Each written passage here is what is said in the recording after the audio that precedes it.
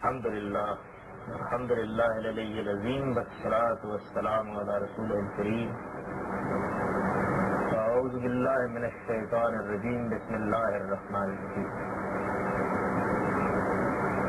ایمان کے جو تقاضے قرآن مجید میں بیان ہوئے ہیں ان میں سے ایک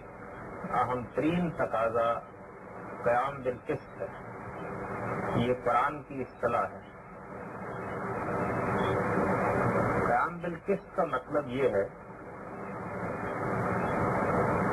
کہ ایک مسلمان جب مسلمان کی حیثیت سے زندگی بسر کر رہا ہو تو اس پر لازم ہے کہ وہ سچائی کی گواہی دے، صحیح بات کہے،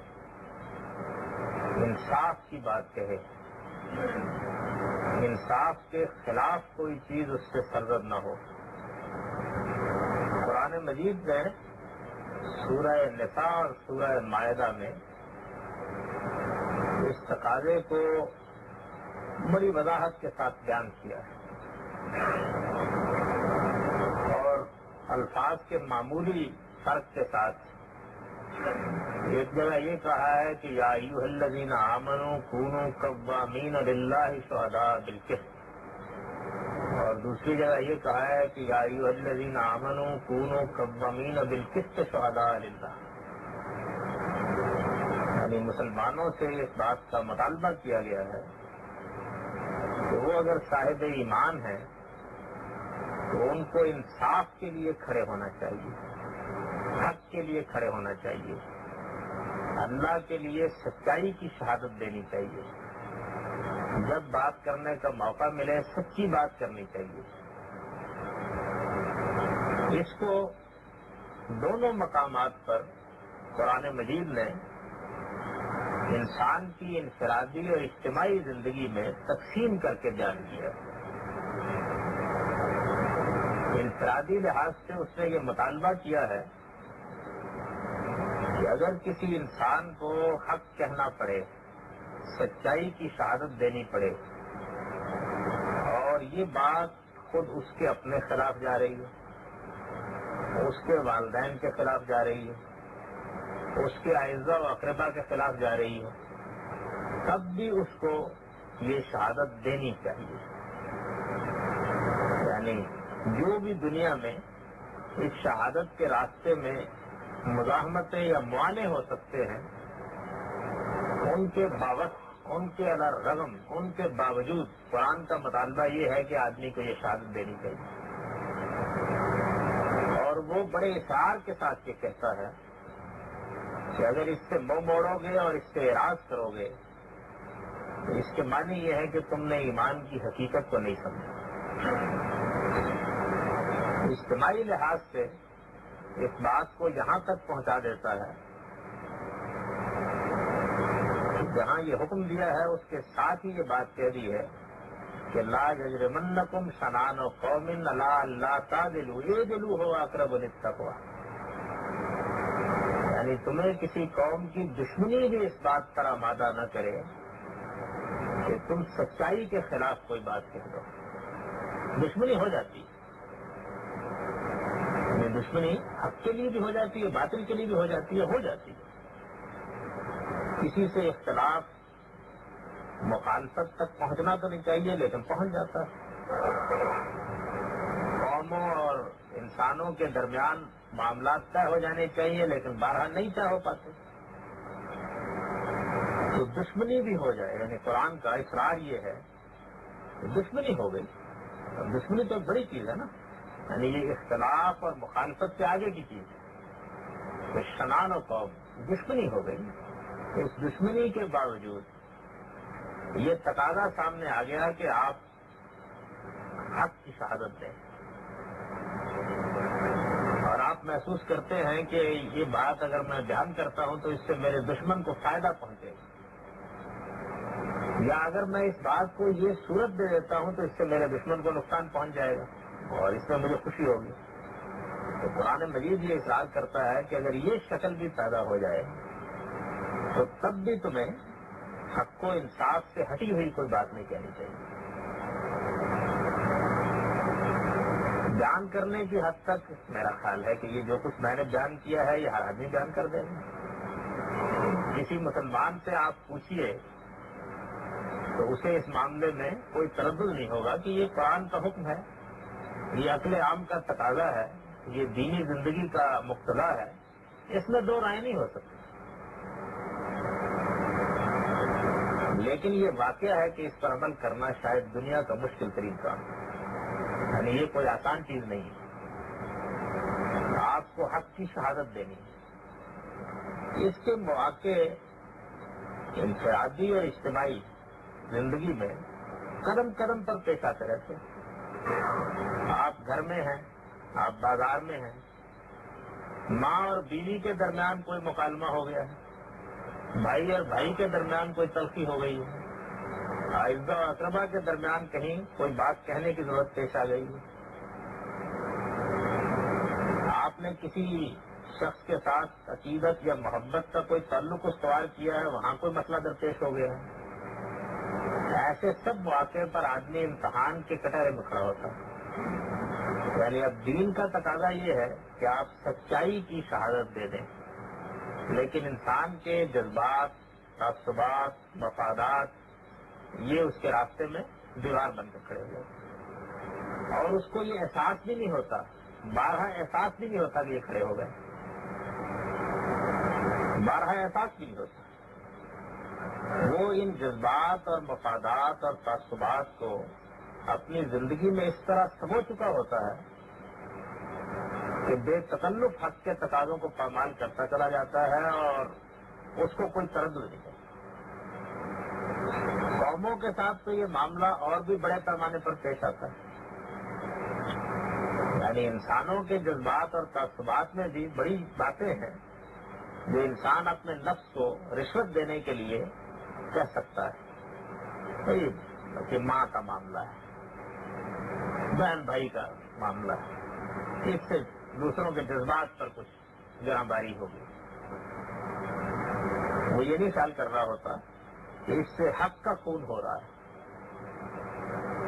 ایک تو وہ معاملات ہوتے ہیں نا کہ اس میں حق و باطل کے مابین کوئی فیصلہ نہیں کرنا ہوتا, آپ ٹال بھی دیتے ہیں ان چیزوں کو. لیکن وہ معاملات کے جن میں ایک طرف حق اور ایک طرف باطل ہوتا ہے اور آپ سے تقاضا کیا جا رہا ہوتا ہے کہ آپ اپنا فیصلہ سنائیں, بتائیے کیا چیز ہے. تو اس امتحان میں آدمی عمومی زندگی میں بھی کوئی بہت کامیاب نہیں ہوتا. اس کی اہمیت کیا ہے موجودہ زمانے میں تو خیر مسلمان اس سے بھی بہت واقف نہیں رہے, لیکن جن پر اس کی اہمیت واضح ہوتی ہے وہ بھی اور سب تقاضے بہت شور و غوغا کے ساتھ بیان کریں گے, لیکن اس تقاضے کو فراموش کر دیں گے. اگر علماً فراموش نہیں کریں گے تو عملاً فراموش کر دیں گے. قوموں کی زندگی میں قومی مفاد ان جذبات اور تعصبات اور مفادات سے جو انسان کی انفرادی زندگی میں ہوتے ہیں اور زیادہ بڑھ جاتا ہے. میں نے یہی صورت اس وقت پیدا ہو جاتی ہے جب لوگ کوئی حزب, کوئی جماعت, کوئی پارٹی تشکیل دے دیتے ہیں. پہلے مرحلے میں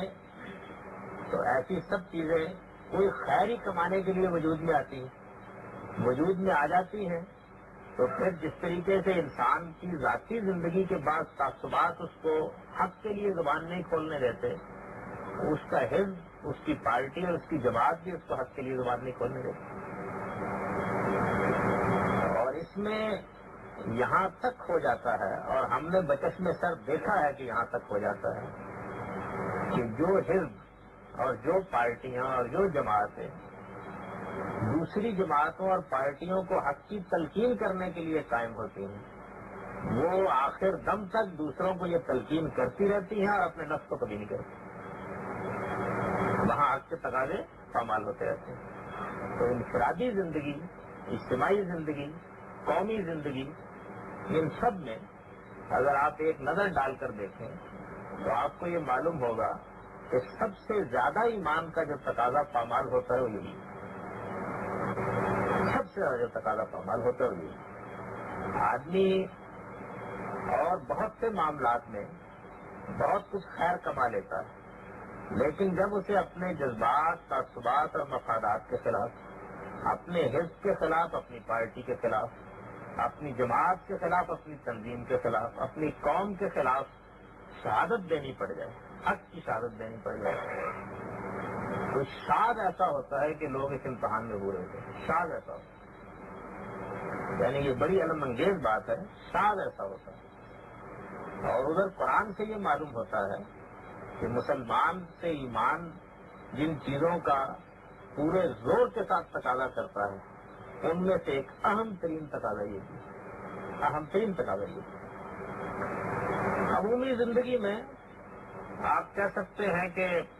لوگوں میں بگاڑ پیدا ہو گیا ہے، ان کو مذہب کا شعور نہیں رہا، یہ شعور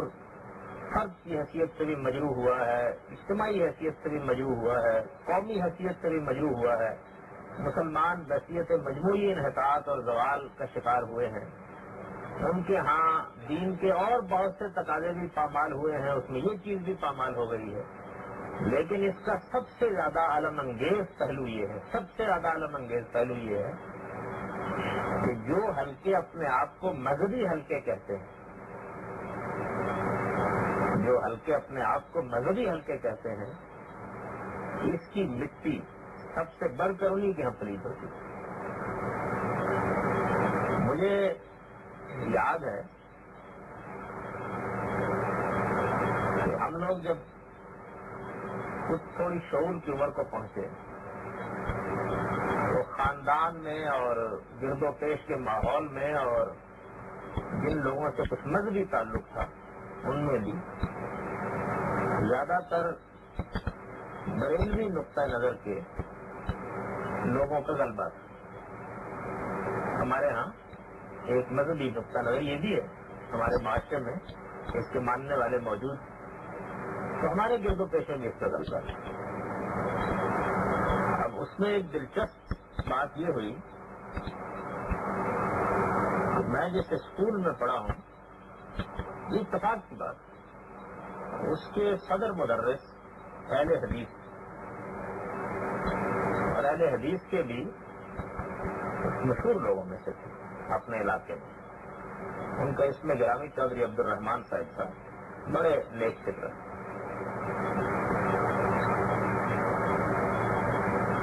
جس ماحول میں ہم رہتے بستے تھے اور جن شخصیت سے اب وہاں معاملہ پڑ گیا، تو اس میں ایک فطری سا تصادم وجود میں آتا ہے، یعنی آپ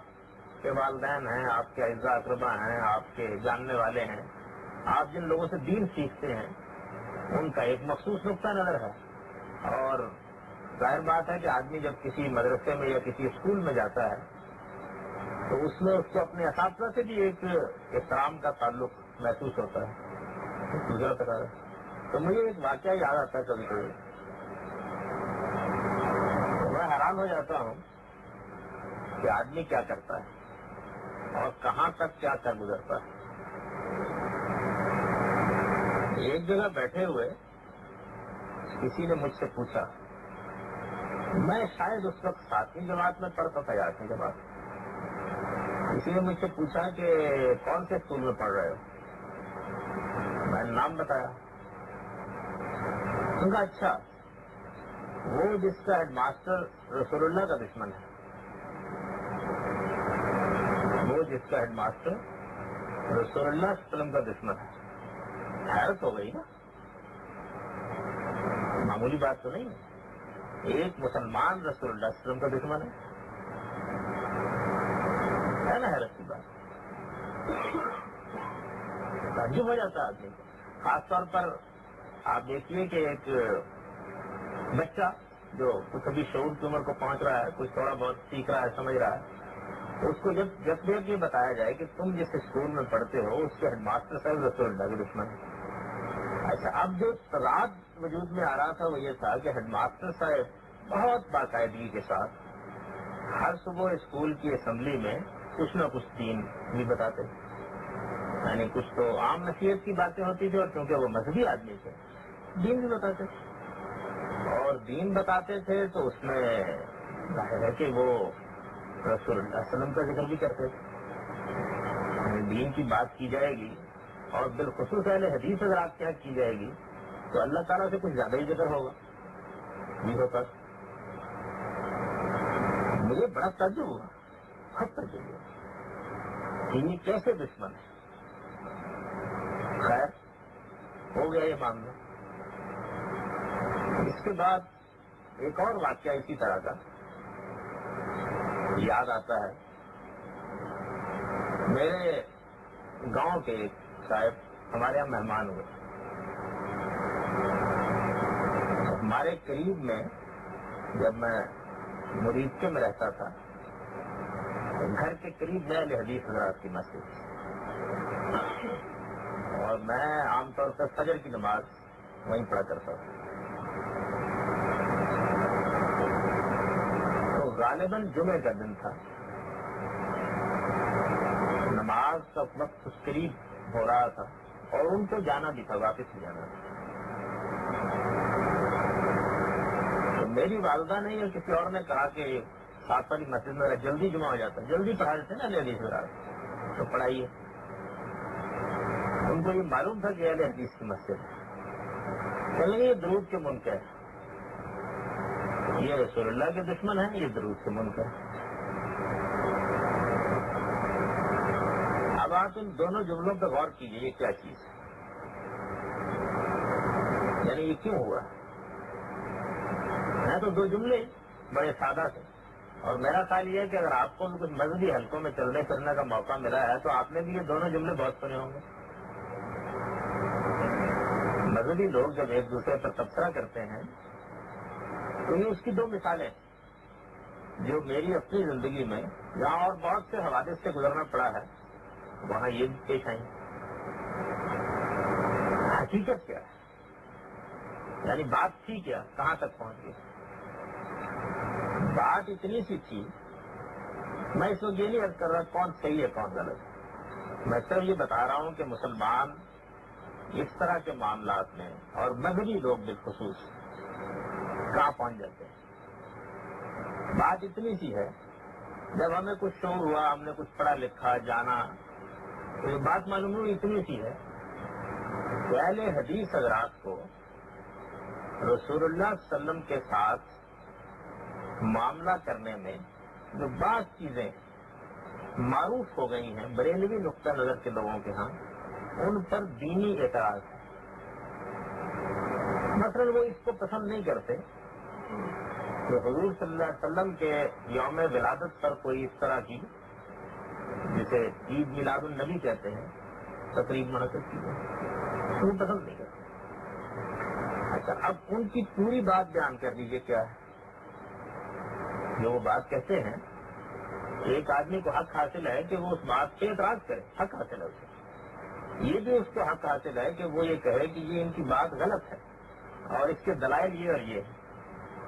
اگر معاملہ یہاں تک آئے تو ٹھیک ہوا نا. اس طرح کی دو یا چار باتوں کو سامنے رکھ کر ایک آدمی یہ کہتا ہے کہ یہ رسول اللہ کا دشمن ہے. اور دلچسپ بات یہ ہے کہ وہ بیچارے رسول اللہ صلی اللہ علیہ وسلم کے لیے ساری لڑائی مول رہے ہوتے. صورتحال یہ،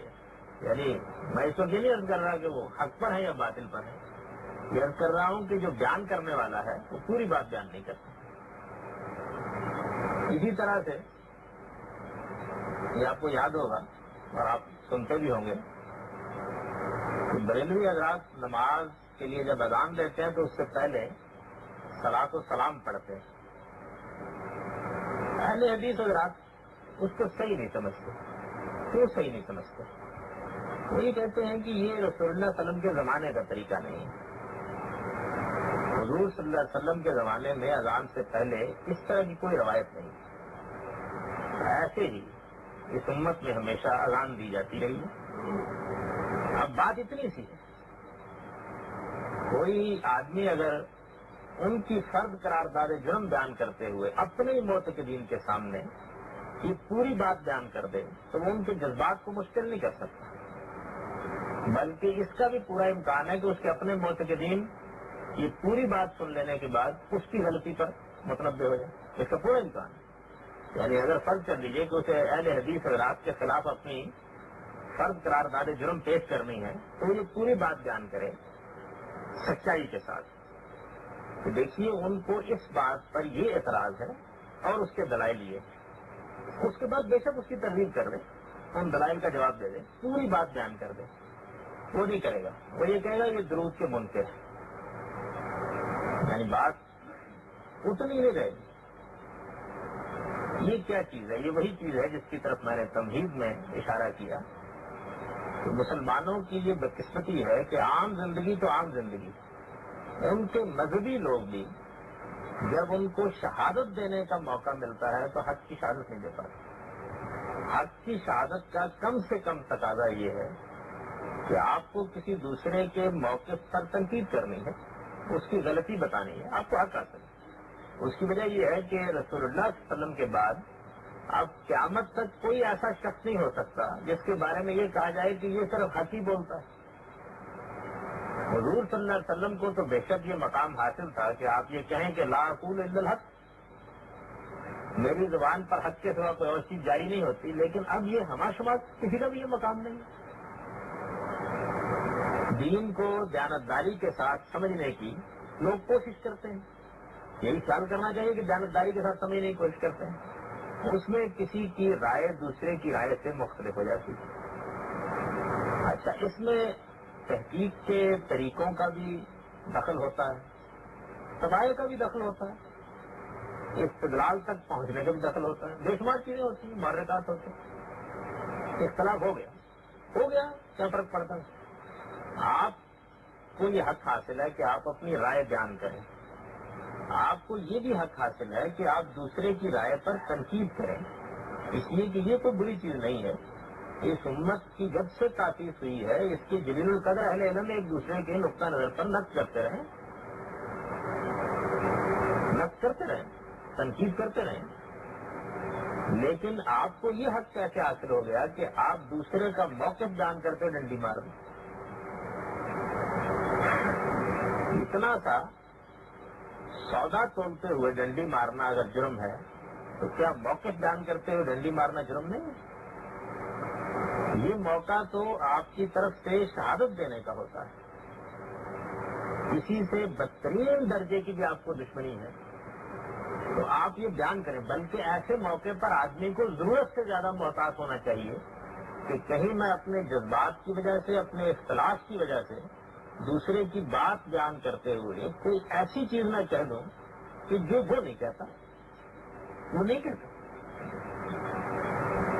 اب بھی اگر آپ کو شوق ہو تو آپ مذہبی فرقوں کے مختلف لوگوں سے ملیں، اور یہ جو میں نے 2 مثالیں دی ہیں انہیں کی تحقیق کر کے دیکھ لیں، یعنی کیا واقعی تحقیق سے یہ معلوم ہوتا ہے کہ اہل حدیث حضرات رسول اللہ صلی اللہ علیہ وسلم کے دشمن ہیں، اور واقعی تحقیق سے یہ معلوم ہوتا ہے کہ وہ درود کے منکر ہیں؟ ایسا ہی معلوم ہوتا ہے۔ اہل حدیث حضرات کے نقطہ نظر سے مجھے بھی بڑے اختلافات ہیں، اور وہ اختلافات ہو ہی جاتے ہیں علمی لحاظ سے، چیزوں پر غور کرتے ہوئے، لیکن کیا واقعی ان کا موقف یہ ہے؟ ایسا نہیں۔ جو ان کا موقف ہے وہ پورا کا پورا بیان کر کے تنقید نہیں کی جاتی۔ کیوں نہیں کی جاتی؟ اس لیے نہیں کی جاتی کہ پورا موقف بیان کر دینے کے بعد نہ فرقے قائم رہ سکتے ہیں، نہ حزب قائم رہ سکتے ہیں، نہ تعصبات قائم رہ سکتے ہیں، ہو نہیں سکتا۔ تو میں نے جتنا بھی پچھلے 25-30 سال میں علمی زندگی گزارتے ہوئے غور کیا، میں اس نتیجے پر پہنچا ہوں کہ اگر تنہا مذہبی لوگ دین کے اس ایک تقاضے کو پورا کر دیں، یعنی یا ایھا الذین آمنوا کونوا قوامین للہ شہداء بالقسط، تنہا اس تقاضے کو پورا کر دیں تو میں یقین کے ساتھ کہہ سکتا ہوں کہ اس امت کے اندر فرقہ بندی نہیں ہو سکتی، اس کے اندر اختلافات مخالفت اور عناد تک نہیں پہنچ سکتے۔ بہت کم لوگ ایسے ہوتے ہیں کہ جو نیت بری رکھتے ہیں، بہت کم لوگ ایسے ہیں کہ جو بری نیت رکھتے ہیں، ورنہ زیادہ تر کیا ہوتا ہے کہ جو موقف ہم نے قائم کیا ہوتا ہے بسا اوقات اس موقف کے ابلاغ میں کوئی مسئلہ پیدا ہو جاتا ہے، بعض اوقات دوسرے تک اس کے پہنچنے میں کوئی رکاوٹ پیدا ہو جاتی ہے، اب اس کی وجہ سے اختلاف قائم ہوتا ہے۔ اور بسا اوقات یہ بھی ہوتا ہے کہ ایک چیز میں آپ استدلال کر رہے ہیں، آپ کے نزدیک ایک آیت کا مدعا یہ ہے، آپ کو اطمینان ہے، ایک دوسرے آدمی نے جانبداری کے ساتھ غور کیا، اس کے نزدیک آیت کا مدعا دوسرا ہے، آپ اس کی بات سنیے، اس کی بات پر تنقید بھی کیجیے، اس تنقید میں اپنا موقف بھی واضح کیجیے، لیکن اس کا موقف تو صحیح بیان کر دیجیے، ٹھیک بیان کر دیجیے وہ کیا چاہتا ہے۔ جب آپ اس کو صحیح بیان کر دیں گے تو پھر آپ کے لیے بہت تقریر بازی کا موقع نہیں رہے گا، یعنی مخاطبین پر یہ بات واضح ہو جائے گی کہ یہ دیکھیے جی یہ بس ایک کانٹے کی نوک کے برابر کچھ اختلاف، لیکن کانٹے کی نوک کے برابر اختلاف اگر آپ نے بیان کر دیا تو ہو سکتا ہے کہ لوگ یہ کہتے ہوئے لوگ چل جائیں کہ جی کوئی خاص فرق نہیں ہے، بس تھوڑا بہت ایسے تعبیر کا فرق ہے یا نقطہ نظر میں تھوڑا سا تفاوت ہے، اس کے نتیجے میں حزب نہیں قائم رہے گا، رہ نہیں سکتا جب تک آپ یہ ثابت نہ کر دیں اپنے مخاطبین پر کہ دوسرا ضال، مضل، کافر، مشرک، زندیق۔ اور اب تو میں یہ دیکھ رہا ہوں تو معاملہ یہاں نہیں رہتا، بلکہ باقاعدہ محرکات طے کیے جاتے ہیں کہ یہ ہم سے فلاں آدمی اختلاف کر رہا ہے تو محرک کیا ہے، حالانکہ یہ وہ کام ہے کہ جو کام قیامت سے پہلے کسی شخص کو کرنے کا حق نہیں، قیامت سے پہلے کسی شخص کو کرنے کا۔ رسول اللہ صلی اللہ علیہ وسلم نے اس کا جو معیار قائم کیا ہے کہ آپ دوسرے کی نیت پر حملہ آور نہ ہو، وہ اتنا کڑا ہے کہ آدمی اس کا اندازہ کر کے کانپ اٹھتا ہے۔ مشہور واقعہ ہے نا کہ ایک آدمی نے اس موقع پر جبکہ تلوار دوسرے کے سینے پر تھی اس کے ایمان کو قبول کرنے سے انکار کر دیا۔ اب ظاہر ہے کہ کرائم تو بڑے واضح تھے کہ آدمی ابھی کفر کا کلمہ کہہ رہا تھا، میں نے تلوار اٹھائی ہے پھر کفر کا کلمہ کہہ رہا تھا، تو اس وجہ سے یہ میں تلوار کے خوف سے ایمان کا اظہار کر رہا ہوں۔ کرائم تو بالکل واضح تھے، یعنی اگر وہ صحابی چاہتے تو ایک بڑی مدلل تقریر کر دیتے اس موضوع پر کہ کرائم بالکل واضح ہے۔ اس کے باوجود رسول اللہ صلی اللہ علیہ وسلم اتنے غصے میں آ گئے اور آپ نے کہا کہ ہر شرط کا چل دو، اس کا دل تم نے ہار کر دیکھ لیا، اور اتنی مرتبہ یہ بات کہی اور اتنے جذبے کے ساتھ یہ بات کہی کہ وہ صحابی یہ بیان کرتے ہیں کہ مجھے یہ خیال ہوا اور میں نے یہ چاہا کہ کاش میں آج مسلمان ہو گیا، یعنی اس سے پہلے مجھ سے یہ حرکت ہو گئی۔ اس حد تک یہاں بہت اطمینان کے ساتھ نفسیاتی محرکات، سماجی محرکات، اخلاقی محرکات جانا بہت اطمینان سے کرتا ہے، اور اس میں میں آپ سے عرض کروں کہ کوئی استثناء نہیں ہے، کوئی استثناء نہیں ہے، یعنی مسئلہ صرف اتنا ہے کہ ایک جگہ سے مار کھائی جا رہی ہوتی ہے، دوسری جگہ دوسروں کی پٹائی کی جا رہی ہوتی ہے، کوئی فرق نہیں، کم سے کم مجھے تو اس میں کہیں کوئی تفاوت نظر نہیں آیا۔ اور ایسا ہی موقع ہے جب کبھی کبھی میں یہ خیال کرتا ہوں لوگوں کو دیکھ کے تو مجھے وہ قرآن مجید کی سورہ یاد آ جاتی ہے، ویل للمطففین، بربادی ہے ان ڈنڈی مارنے والوں کے لیے، دوسروں کے لیے تولے تو کم تولتے اور اپنے لیے پورا تلوانے کی کوشش کرتے، اپنے لیے پورا تلوانے کی کوشش کرتے۔ یہ ایک کردار ہے جس کو قرآن مجید نے بیان کیا ہے کہ آدمی ایک ہی جملے میں اپنے لیے وہ چیز چاہ رہا ہوتا ہے جو دوسرے کو دینے کے لیے تیار نہیں ہوتا۔ تو یہ تقریر کر رہا ہوگا کہ جی ہمارا موقف پورا بیان کیجیے، ہماری بات سنیے، آپ ہمارے اوپر اتہام لگا رہے ہیں، بہتان لگا رہے ہیں، اس کی وہ تقریر کر رہا ہوگا، دوسرے ہی مرحلے میں خود کسی کے ساتھ یہی معاملہ کر رہا ہوگا، دوسرے ہی مرحلے، یعنی مسئلہ صرف یہ ہوتا ہے کہ وہ ایک اختلاف کا ہدف بن رہا ہوتا ہے، دوسری جگہ خود کر رہا ہوتا ہے۔ انسان کی فطرت میں یہ کیسی ٹیڑھ ہے، کیسی ٹیڑھ ہے؟ تو میں تو اس نتیجے پر پہنچا ہوں کہ اگر تنہا آدمی ان دو آیتوں کی، ایک سورہ نساء میں اور ایک سورہ مائدہ میں، مذہبی لوگ خاص طور پر تنہا ان دو آیتوں کی روز تلاوت کر لیا کریں اور یہ خیال کر لیا کریں کہ اس عالم کے پروردگار نے اتنے زور کے ساتھ ایمان کا یہ تقاضا بیان کیا، لا یجرمنکم شنآن قوم علی اللہ تعدلوا اعدلوا هو اقرب للتقوی، تمہیں کسی کی دشمنی بھی اس پر آبادہ نہ کرے کہ تم کوئی ناحق بات کہہ دو، عدل کی بات نہ کرو، انصاف کی بات نہ کرو، دوسرے آدمی کی بات کو توڑ مروڑ کے بیان نہ کرو، اس کے مدعا میں تحریف نہ کرو، اس لیے کہ اس سے زیادہ بڑا جرم کوئی نہیں۔ قرآن مجید میں جو یہود کی فرد قرارداد جرم بیان ہوئی ہے،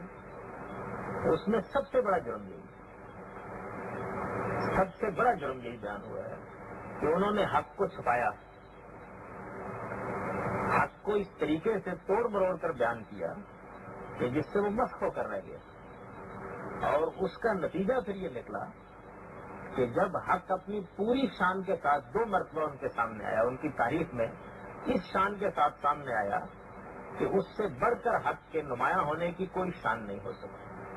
ایک مرتبہ سیدنا مسیح علیہ السلام کی صورت میں، دوسری دفعہ محمد رسول اللہ صلی اللہ علیہ وسلم، دونوں مرتبہ وہ پوری بدبخت قوم انکار کرتی، دونوں مرتبہ، یعنی آدمی کو قومی حیثیت سے اس جرم کی یہ سزا ملتی ہے۔ پہلے مرحلے میں تو وہ بحث مباحثے کی تلخی میں، کسی سے اپنے اختلاف ظاہر کرنے میں، اپنے معتقدین کی بھیڑوں کو دوسروں سے بچانے کے لیے ذرا سا دوسرے کے موقف میں خرابی پیدا کر کے بیان کر رہا ہوتا ہے، کچھ تحریف کر رہا ہوتا ہے، کچھ کتمان حق سے کام لے رہا ہوتا ہے، پہلا مرحلہ یہی ہوتا ہے۔ لیکن نتیجہ کیا نکلتا ہے؟ نتیجہ یہ نکلتا ہے، اور میں آپ سے عرض کروں کہ اس معاملے میں آخری انتہا تک میں نے اپنے زمانے میں مذہبی لوگوں کو دیکھا، آخری انتہا پر دیکھا، جو چیز بیان کریں گے اپنے لیے پسند کرتے ہو وہی اپنے مسلمان بھائی کے لیے پسند کرو، جسے اپنے لیے ناپسند کرتے ہو اس کو اپنے مسلمان بھائی کے لیے ناپسند کرو، لیکن جو ان کا اپنا دائرہ ہوگا اس میں اس کو فراموش کر بیٹھیں گے، یہ بھی ایمان کا ایک تقاضا ہے۔ خود اپنے مسلک، موقف، اپنے نقطہ نظر کی دعوت کے لیے کھڑے ہوں گے، شب و روز اس میں لگا رہے ہوں گے، اس کے لیے تنظیمیں، جماعتیں، حزب قائم کر رہے ہوں گے، اس کی تبلیغ و اشاعت کے لیے لوگوں کو منظم کر رہے ہوں گے۔ کوئی دوسرا آدمی یہ کرے اپنے نقطہ نظر کو جو اس کے نزدیک حق ہے، اس کو کم سے کم گردن زدنی جرم ضرور قرار دیتے ہیں، اور اس کے لیے خود جائیں گے دوسرے سے بات کرنے کے لیے تو دعوت، کوئی اور اپنے حلقے میں آ جائے بات کرنے کے تو اغوا۔ کبھی آپ نے غور کیا بات سنتے، یعنی یہ کیا نفسیات؟ میں ایک بات کو حق سمجھتا ہوں، میرا ایک جاننے والا آدمی دوسرے کے حلقے میں جا کر کوئی حق کی بات اس کو بتانا چاہتا ہے جو اس کے نزدیک صحیح ہے، تو یہ میں جب بھیجوں گا تو دعوت ہے، اور اگر کسی دوسرے حلقے کا آدمی میرے کسی جاننے والے ماننے والے کو آ کر اپنی بات بتانا چاہے تو یہ اغوا ہے۔ ہمارے آدمی توڑے جا رہے ہیں، ہمارے لوگوں پر سب خون مارا جا رہا ہے، کیا چیز ہے یہ؟ لیکن الفاظ بدل گئے، آپ گئے دعوت ہو گئی، دوسرا آیا اغوا ہو گیا، آپ گئے تو دین کی تبلیغ کا تقاضا پورا کرنے کے لیے گئے، دوسرا حق بتانے کے لیے آ گیا تو اس نے اڈا بنا لیا آپ سے حملہ کرنے کے لیے۔ وہی کام جو آپ کر رہے تھے وہ جب تک آپ کر رہے تھے اس وقت تک اس کے لیے خوبصورت دینی اصطلاحات آپ کے پاس موجود تھے، جب دوسرے کی طرف سے ہو گیا ظاہر ہے کہ یہ تو ناقابل معافی جرم ہے نا، اس کو کیسے معاف کیا جا سکتا ہے؟ اور اس کے بعد معلوم ہوگا کہ ساری اخلاقیات ختم ہو گئی، سب چیزیں دھری کی دھری رہ گئی۔ حالانکہ اگر آدمی کو اپنے موقف کی صحت پر یقین ہو اور وہ یہ جانتا ہو کہ یہ بات جو میں کہہ رہا ہوں یہ بالکل صحیح ہے، مجھے اس پر پورا اطمینان ہے، تو وہ تو اگر یہ محسوس کرے گا کہ کوئی اس کے موقف پر تنقید کرنے والا ہے تو اس کے لیے دروازہ کھول دے گا اپنا، یہ آئیے آپ تشریف لائیے، آپ سے بڑا میرا کون محسن ہو سکتا ہے کہ آپ میری غلطی مجھے بتانے کے لیے آئے، یہی کرے گا نا،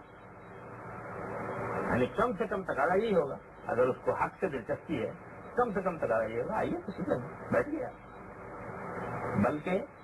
یہاں تک اس کو پہنچ جانا چاہیے کہ اپنے رفقا اور ساتھیوں کو یہ کہے کہ بھائی مجھے یہ معلوم ہوا ہے کہ میرے نقطہ نظر کے اوپر فلاں صاحب تنقید کر رہے ہیں، تو آپ لوگ کان بھی کھول لیجئے، آنکھیں بھی کھول لیجئے اور جا کر ضرور سن لیجئے، اس لیے کہ نہ میں پیغمبر ہوں نہ وہ پیغمبر ہے۔ ہو سکتا ہے کہ میں اپنے نقطہ نظر کے تعصب میں مبتلا ہو کر کوئی بات نہ سن رہا ہوں، اللہ آپ کا سینہ کھول دے اور آپ کے حوالے سے میرا بھی سینہ کھول دے، یہ ہونا چاہیے۔ کم سے کم تقاضا یہ ہے نا، انہیں دو آیتوں کا کم سے کم تقاضا۔ لیکن کبھی اس معیار کے اوپر مذہبی حلقوں کو پرکھ کر دیکھیے، آپ پر یہ حیرت انگیز ان کے ساتھ ہوگا کہ ان کے لینے کے بعد اور دینے کے بعد بالکل الگ الگ، بالکل الگ الگ۔ اور میرے نزدیک تنہا یہ بات کہ جب کوئی شخص دوسرے کا موقف بیان کرتے ہوئے ڈنڈی مار دے، اور جب کوئی شخص تبادلہ خیالات سے انکار کر دے، اور جب کوئی شخص اپنے ساتھیوں یا دوسرے لوگوں کو دوسرے کی بات سننے کے معاملے میں یہ تلقین کرنا شروع کر دے کہ گمراہ ہو جاؤ گے، یہ اس بات کی قطعی دلیل ہے کہ وہ اپنے موقف کی صحت پر یقین نہیں رکھتا، اندر سے ٹوٹ چکا ہے، اسے خود معلوم ہے کہ وہ کتنا کمزور ہے، خود معلوم ہے، وہ اس مقام پر پہنچ گیا ہے کہ بل الانسان والا نفس ہی بصیرہ والا الکما پہنچے۔ یہ کافی علامت ہے اس کی، لیکن اس کا ارتکاب ہر مذہبی حلقے میں، یعنی اس میں کوئی استثناء نہیں ہے، ہر مذہبی حلقے میں کم سے کم میں 25 سال یہی دیکھ رہا ہوں۔ اور حد یہ ہے کہ میرے سامنے جو ایسی بعض شخصیات اور تنظیمیں اور جماعتیں اور ادارے قائم ہوئے کہ جو قائم اس لیے ہوئے کہ لوگوں کو حق پہنچائیں، وہ بھی یہی کرتے نظر آئے۔ تو واقعی یہ کبھی کبھی تو اس صورتحال کو دیکھ کر یاد تاری ہو جاتی کہ آخر ہم مسلمانوں میں یہ چیزیں پیدا نہ ہو سکتی۔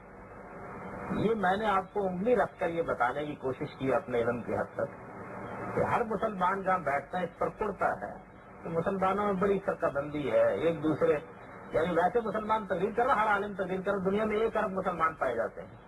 اگر کبھی اطمینان سے بیٹھ کر آپ مسلمانی کی تاریخ پوچھ لیں تو معلوم ہوگا کہ سوائے اپنے معتقدین جو 4-5 ہزار ہوں گے، ان کے علاوہ مسلمان حقیقت میں ہے کوئی نہیں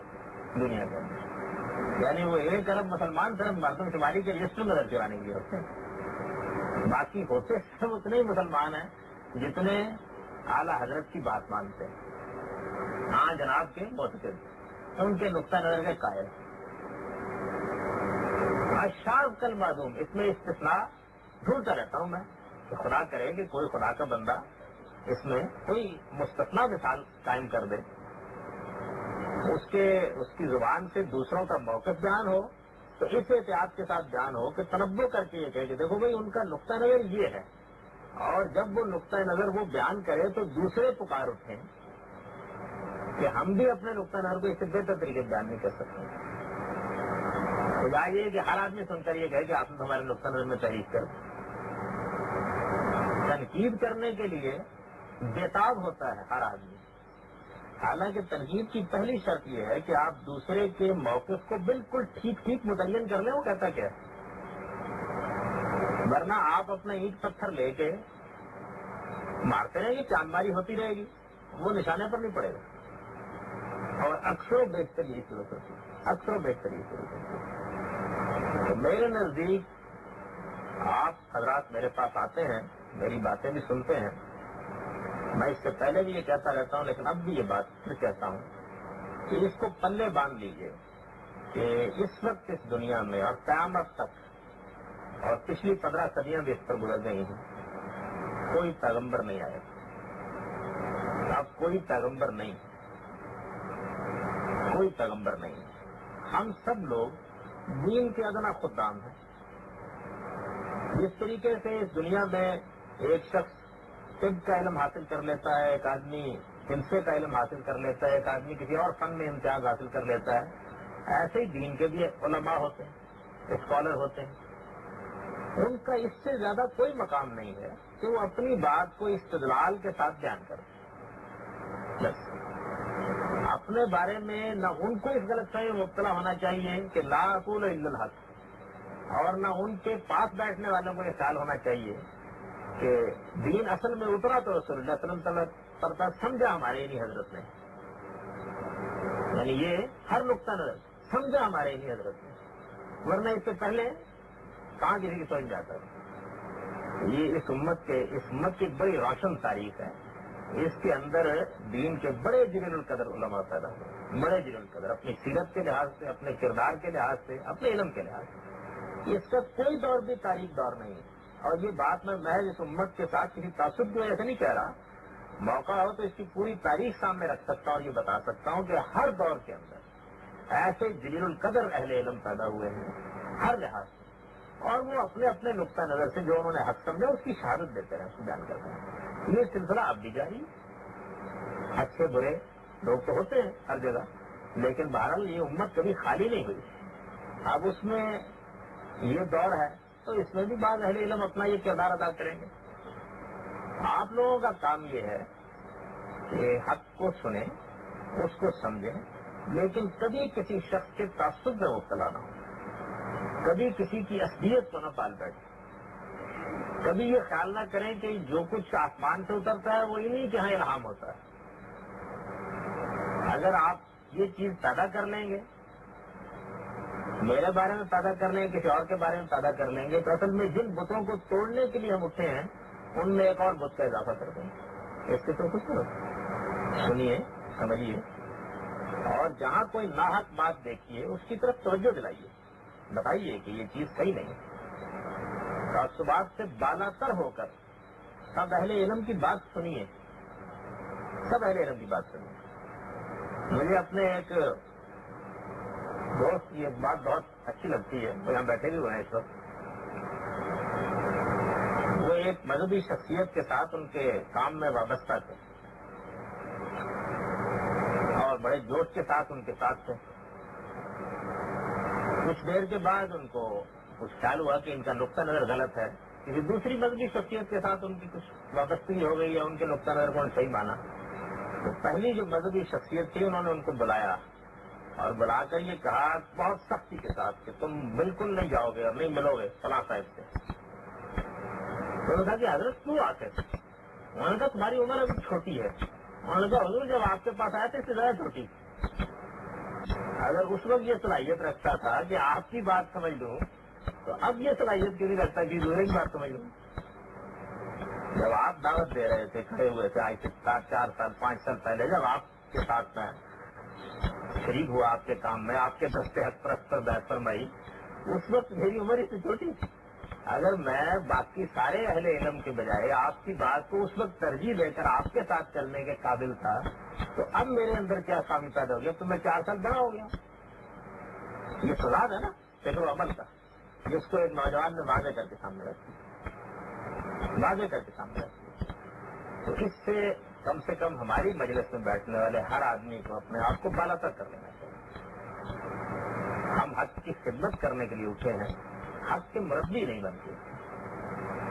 صحیح بات بتانے کے لیے اٹھے ہیں، پیغمبری کا دعویٰ کرنے کے لیے نہیں۔ بتائیں گے، بات کی غلطی واضح ہو جائے گی تو رجوع کر لیں گے۔ 25 سال کی تاریخ گواہ ہے کہ اپنی بات کی آراء سے رجوع کیا ہے اور برملا کیا ہے، لکھ دیا ہے صاف طریقے۔ اس وجہ سے اسی جذبے کے ساتھ اگر آپ اس سے شریک ہوں گے تو ہو سکتا ہے کہ یہ مختصر سی مجلس بھی کسی موقع پر روشنی کا کوئی منار بن جائے۔ اور اگر تعصبات میں ایک تعصب کا اور اضافہ کرنا ہے، احزاب میں ایک حزب کا اور اضافہ کرنا ہے، تو میرا خیال یہ ہے کہ پھر اس طرح کی مجلسوں کو اجاڑ دینی چاہیے۔ زیادہ اچھا یہ ہے کہ لوگ اپنی اپنی جگہ کے اوپر جو چیزیں سمجھتے ہیں ان کا مطلب اقول و قولی ھذا واستغفر اللہ۔